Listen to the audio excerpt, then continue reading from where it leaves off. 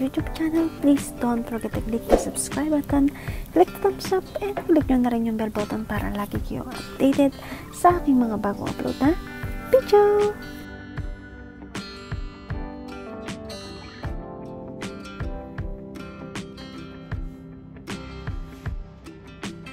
So for today's video nga pala mga kapangyaw, magdi-daily vlog tayo.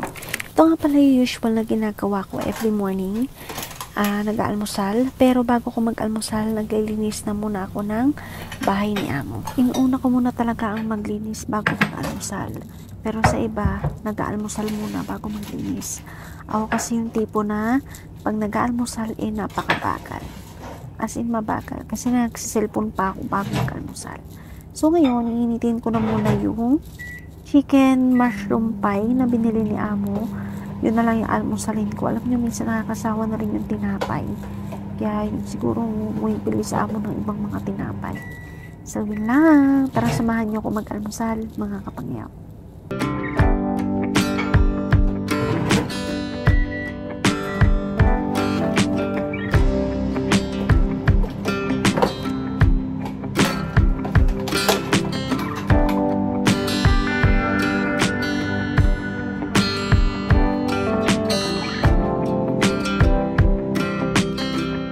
Sa pagkakataong ito pangyaw, ayan, naglalagay tayo ng lemon para sa ating tea.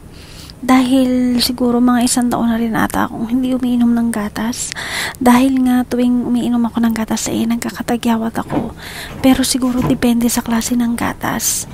Pero ngayon dahil nga para maiwasan ko na yung maraming tagyawat, hindi na talaga ako umiinom. And kaya ang ginagamit ko is yung Lipton tea at ilalagyan ko lang ng lemon.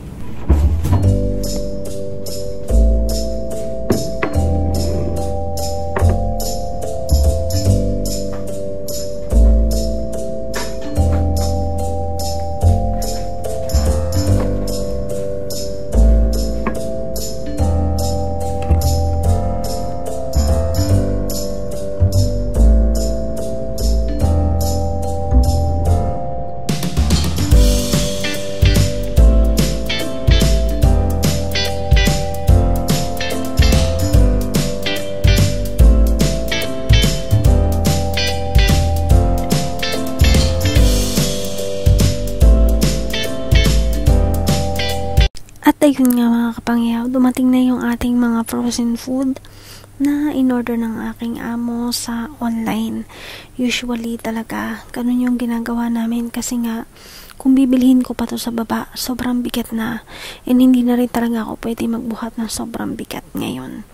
So, ito yung mga usually na binibili niya. Yung iba naman, bago sa paningin ko. Pero, tinatry lang namin yung mga ibang mga pagkain kung masarap o hindi. Pag hindi, hindi na kami bumibili ulit ng ganung item. Grabe, lakas ng hangin. Yung galaw ng ano. Tingnan nyo doon.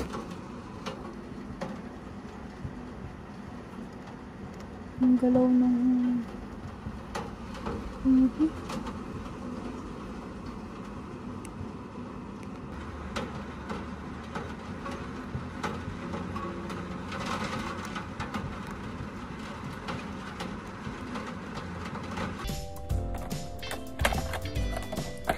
pahiram mo.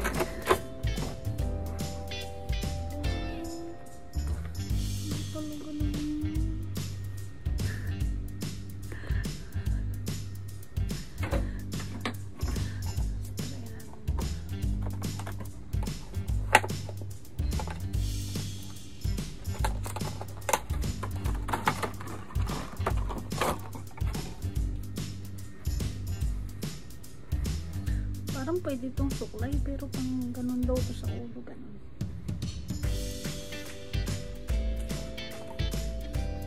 Ito sa akin.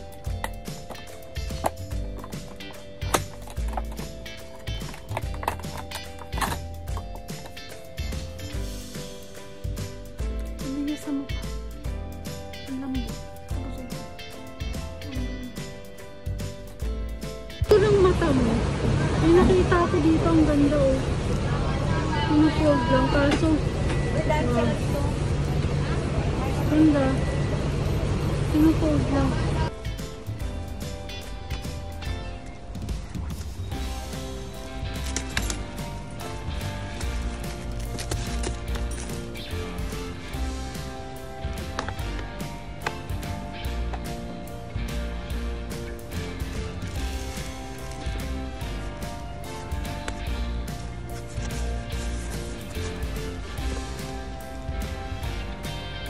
Ngayon, umuulan na naman.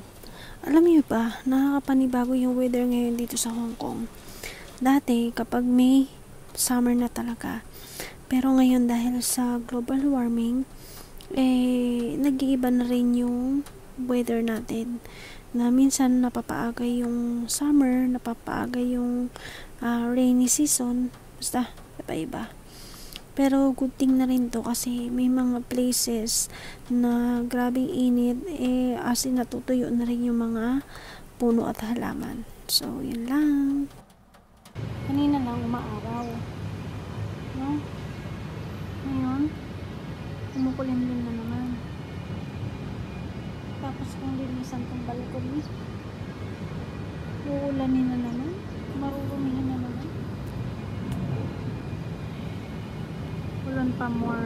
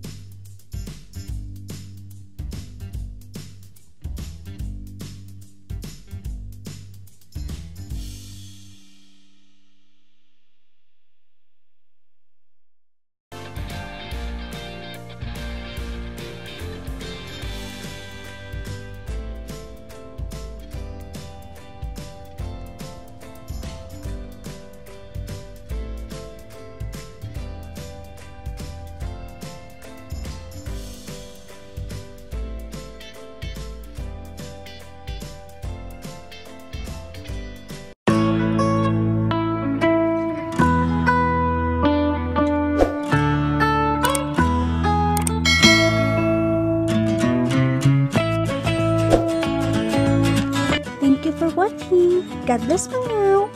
Mwah.